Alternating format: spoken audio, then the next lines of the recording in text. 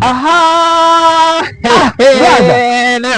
Leo safi sana. Tumekutana sasa, tumekuwa mara nyingi tukikutana. Kweli unasema leo bado sijajifikiria kuhusu masuala ya Yesu.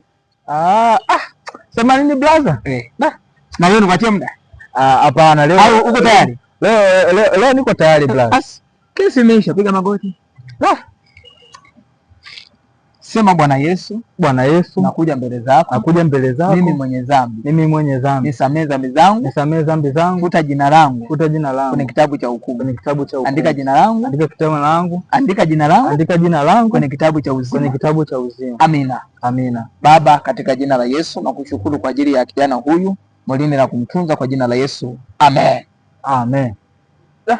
Kosa brother. Hizi mizigo uliokuwa nayo, mateso uliokuwa nayo yameisha. Sasa hivi wewe ni kiumbe mpya, kama maandiko yanavyosema. Umekuwa kiumbe kipya, ya kale yamepita. Kwani hata sasa ukirudi nyumbani nasema mimi ya kale yamepita. Kwa sasa brother, nikuulize. Kwa kama ile manzi pale hivi nilikuwa na kidem fulani hivi pale. Japo ndio tunajua wasema kuzini zile kwenye amri 10 zile za Mungu. Nasema na uzima. Sasa utaendelea kujifunza neno la Mungu. Litakusaidia, utaelewa hawa wanafaa ama hawafai. Kuna wanasemaga kimnyweso, je, hapo inakaaje? Wewe ukijifunza neno la Mungu.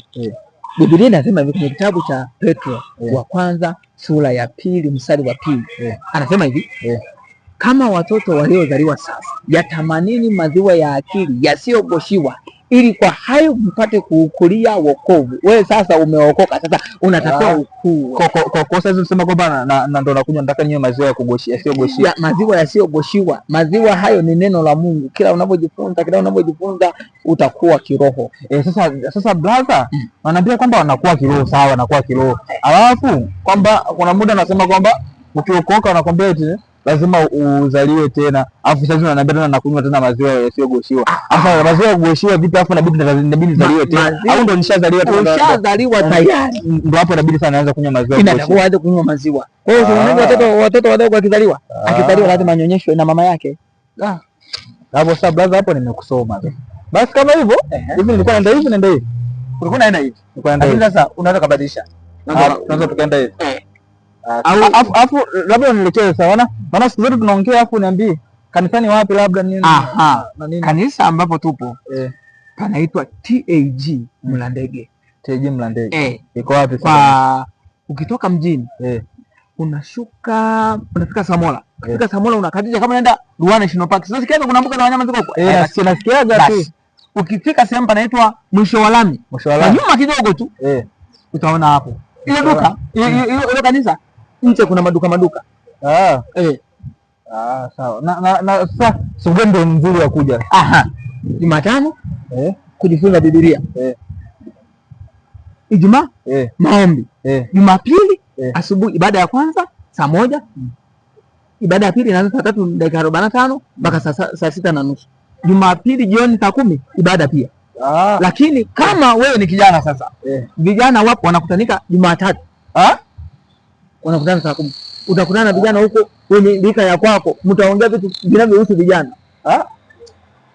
Kwa kumbe ni wewe tu unachelewa. Sawa brother, hapo nimekuelewa. Shukrani sana. Kwa siku nikija nitakutafuta.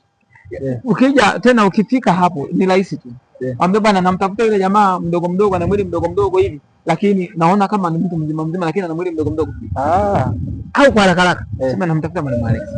Sawa. Basi nitajua namba yako ndio itakuwa vizuri, maana nikija ili nikutafuta, unajua kuna muda unaweza kukutana na mtu ukamuuliza hapo akakujibu na nanili tu. Wewe nitajie 06 25 74 32 41.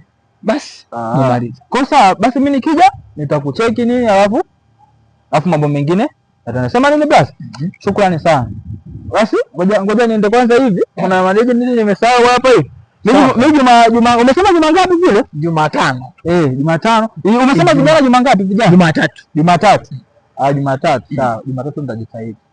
Jumatatu nao wanafundishaga nao vizuri neno la Mungu. Wako vizuri. Mimi mwenyewe nimekulia huko. Alafu na mimi mwenyewe ni mwalimu. Basi ni wewe tu unachelewa. Basi nitajitahidi kuja. Jitahidi. Basi shukrani. Basi tunaenda huko. Sawa, twende pamoja. Twende pamoja.